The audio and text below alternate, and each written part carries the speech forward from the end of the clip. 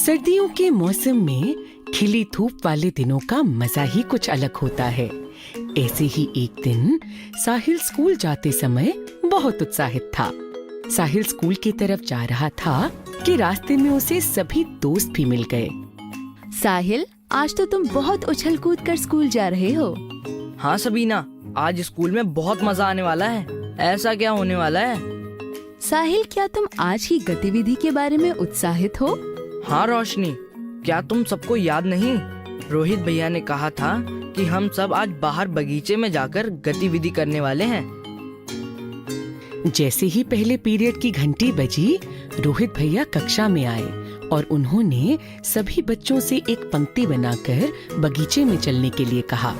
रोहित भैया, आज हम क्या करने वाले हैं? सही समय पर सवाल पूछा साहिल। बच्चों, पहले यहाँ सभी एक गोले में बैठ जाते हैं।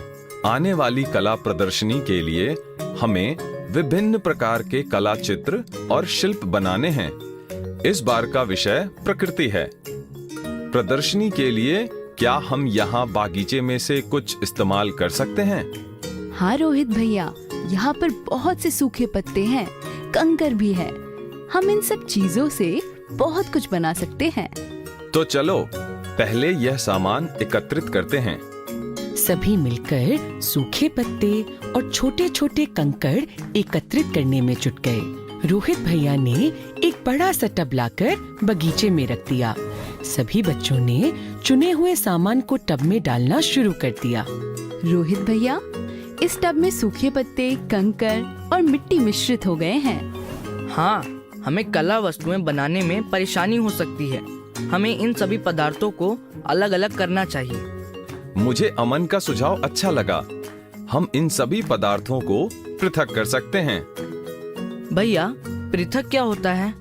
साहिल, जब हम किसी पदार्थ को किसी मिश्रण से अलग करते हैं, उसे पदार्थों का पृथक्करण या पदार्थों को पृथक करना कहते हैं।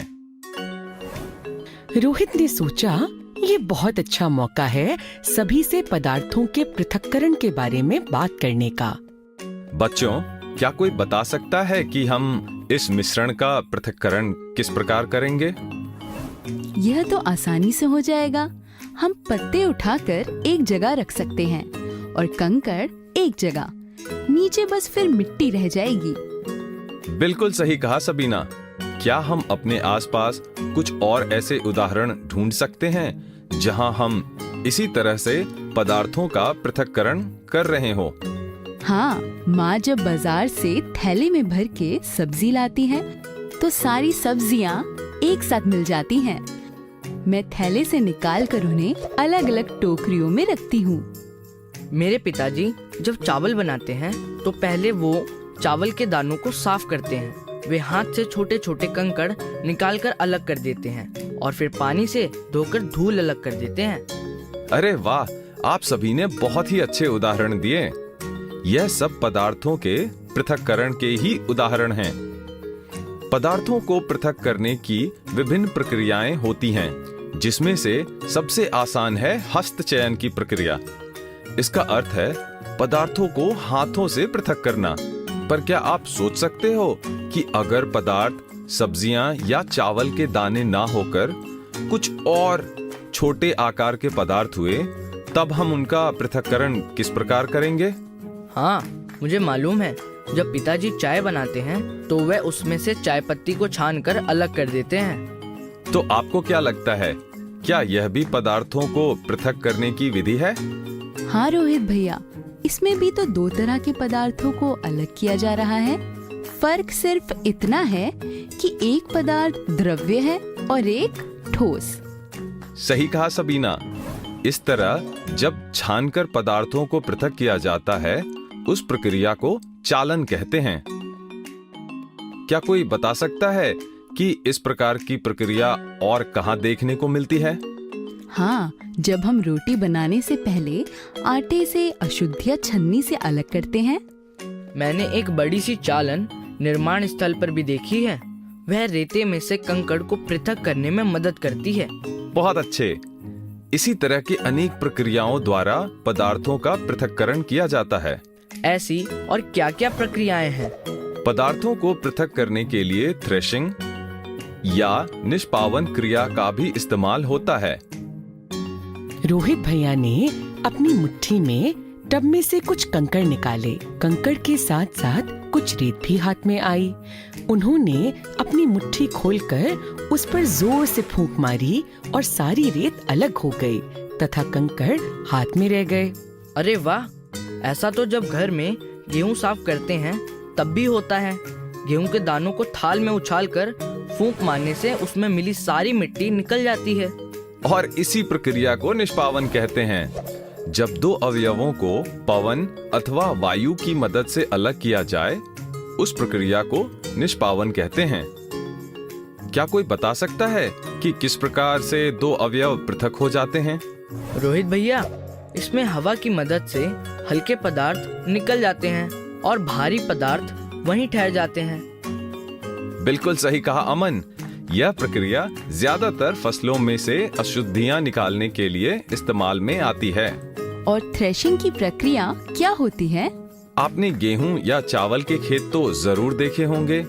गेहूं या चावल के पौधों पर जो अन्न के दाने लगे होते हैं, उन्हें धूप में सुखाकर एक गट्ठर में बांधकर पीटा जाता है। इस दौरान अन्न के दाने पौधे से अलग हो जाते हैं। यह प्रक्रिया कभी कभी बैलों अथवा मशीनों की मदद से भी की जाती है। इसी प्रक्रिया को थ्रेशिंग भी कहते हैं। अरे वाह, आज की कक्षा में तो बहुत मजा आया।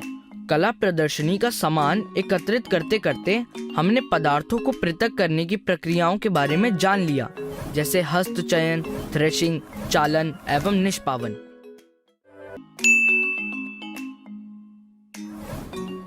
प्रकृति भ्रमण के दौरान सभी बच्चों ने पदार्थों के पृथक्करण के बारे में सीखा, पर साहिल के मन में अभी भी पदार्थों के पृथक्करण को लेकर बहुत से सवाल उठ रहे थे।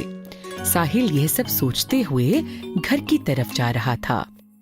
पदार्थ तो अलग अलग प्रकार के होते हैं। क्या हर मिश्रण में से पदार्थों को किसी न किसी प्रकार अलग किया जा सकता है? साहिल ये सब सोचता सोचता घर पहुंचा।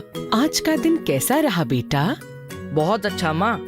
आज कला प्रदर्शनी के लिए हम सब कुछ सूखे पत्ते तथा कंकड़ इकट्ठा करने गए थे और वहीं पर रोहित भैया ने हमें विभिन्न पदार्थों के मिश्रण को अलग अलग करना बताया। अरे वाह, आज की कक्षा फिर बागीचे में ही हो गई। पदार्थों को मिश्रण में से अलग करना, उसकी क्या जरूरत है? तो क्या चाय पत्ती के साथ पियोगी? साहिल, रिया कुछ सीखना चाहती है, ठीक से समझाओ बेटा। सॉरी माँ। मुझे नहीं, रिया को। सॉरी रिया। रिया, क्या तुमने घर पर कभी चावल या दाल को बनते देखा है? हाँ भैया, पापा या माँ जब भी खाना बनाते हैं मैंने सब देखा है। तो जब चावल बनाने हैं तो सबसे पहले क्या करते हैं? सबसे पहले चावल को एक बड़ी थाली में लेकर उनमें से कंकड़ या पत्थर या कोई और अशुद्धियों को निकाला जाता है। तो चावल और अशुद्धियाँ, यह एक मिश्रण है। क्या उनको अलग अलग करना जरूरी है? हाँ, हम चावल में मिली अशुद्धियाँ थोड़ी ही खाएंगे। तो इसीलिए मिश्रण से पदार्थों को अलग करना जरूरी है। और ऐसा जरूरी नहीं कि मिश्रण में कोई पदार्थ हानिकारक या कोई उपयोगी। कभी कभी दोनों ही पदार्थ उपयोगी हो सकते हैं। जैसे जब माँ मक्खन बनाती है तो मैं मक्खन भी खा लेती हूँ और अलग हुआ मट्ठा भी। साहिल और रिया बहुत जोर से हंसते हैं। अगर दोनों भाई बहन का हंसी खेल हो गया हो तो मेरे और पिताजी की मदद करोगे? हाँ। आज खाने में क्या बन रहा है? साहिल, आज खाने में बिरयानी और पकौड़े बन रहे हैं। माँ, पकोड़ों के साथ चटनी नहीं मिलेगी क्या? बिल्कुल बनेगी। आज हम चक्का दही बनाएंगे।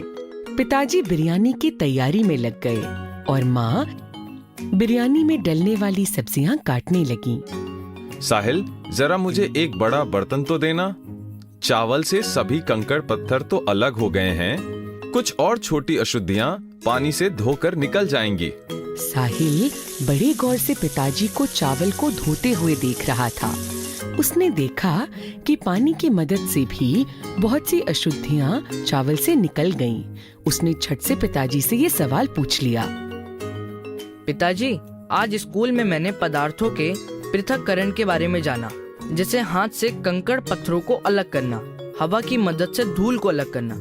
पर ये पानी की मदद से अशुद्धियां निकालना, ये कौन सी प्रक्रिया होती है? साहिल, हम रसोई घर में ज्यादातर इसी तरह से चीजों को साफ करते हैं, जैसे चावल, दाल और सब्जियों को साफ करना। और जहां तक मुझे याद है, इस प्रक्रिया को हम अवसादन तथा निस्तारण बोलते हैं। एक ही प्रक्रिया के दो नाम? अरे नहीं साहिल, देखो, जब आप पानी एवं दाल या चावल को मिलाते हो तो कुछ कण ऊपर तैरने लग जाते हैं और कुछ कण नीचे बैठ जाते हैं। क्यों ना तुम इसे खुद करके देखो। साहिल एक बड़े बर्तन में चावल डालता है और उसमें पानी डालता है।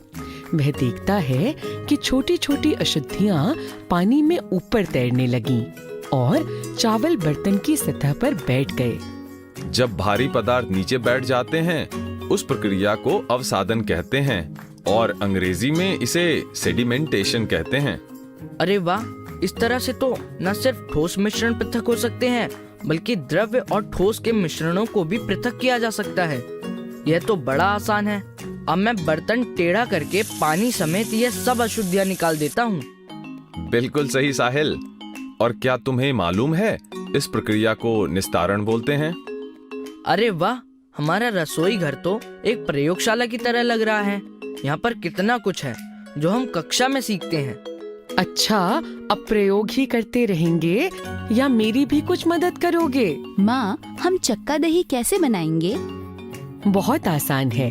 इस दही में से सारा पानी अलग करना है, बस। माँ, इसमें भी तो दो द्रव्य पदार्थों को अलग किया जा सकता है। क्या मैं कोशिश करूँ? साहिल ने बर्तन टेढ़ा करके पानी निकालने की कोशिश की, पर पानी की एक बूंद भी अलग नहीं हुई। बेटा, यहाँ निस्तारण और अवसादन की प्रक्रिया नहीं, दही से पानी अलग करने के लिए हमें कपड़े में दही को थोड़ी देर तक रखेंगे और कपड़ों के छिद्रों में से सारा पानी अलग हो जाएगा और चक्का दही तैयार हो जाएगा। अरे वाह, यह एक और तरीका है दो पदार्थों को अलग करने का। और इसे निस्यंदन यानी फिल्टर करना बोलते हैं। यहाँ कपड़ा एक फिल्टर की तरह काम कर रहा है। माँ, हम इतना सब कुछ बना रहे हैं, हम कुछ पीने के लिए भी बनाते हैं। माँ, नींबू पानी बनाते हैं, वह तो मुझे भी बनाना आता है। अच्छा ठीक है, जब तक आपके पिताजी और मैं खाना लगाते हैं, तब तक आप दोनों नींबू पानी तैयार कर लो। रिया, पहले बहुत थोड़ा सा पानी लो, इसमें चीनी घोलो, तब तक मैं नींबू लेकर आता हूँ। रिया ने थोड़े से पानी में 4 चम्मच चीनी डाली और उसे घोलना शुरू किया। साहिल भैया, मैं बहुत देर से इसे घोल रही हूँ, पर बची हुई चीनी गल ही नहीं रही। तुमने पानी बहुत कम लिया है, थोड़ा और पानी डालकर देखो। थोड़ा और पानी डालते ही बाकी बची हुई चीनी भी घुल गई। अरे, ये चीनी तो घुल गई, पर कम पानी में ये चीनी क्यों नहीं घुल रही थी? माँ ने ये सब सुना और वो रिया और साहिल के पास आईं, क्योंकि यह घोल अब संतृप्त विलयन है। संतृप्त विलयन मतलब? पानी की कुछ मात्रा में सिर्फ कुछ ही चीनी घुल पाएगी। जब पानी में चीनी घुलना बंद हो जाए, मतलब कि वह संतृप्त विलयन है। माँ, अब मेरी बुद्धि का भी संतृप्त विलयन हो गया है और पेट खाली। सभी हंसने लगते हैं और खाना खाने की तैयारी में लग जाते हैं। तो देखा, आज रिया और साहिल ने माँ पिताजी की मदद करने के बहाने बहुत सी बातें सीखी। आप भी अपने घर में ही विज्ञान की बहुत सी बातें सीख सकते हो।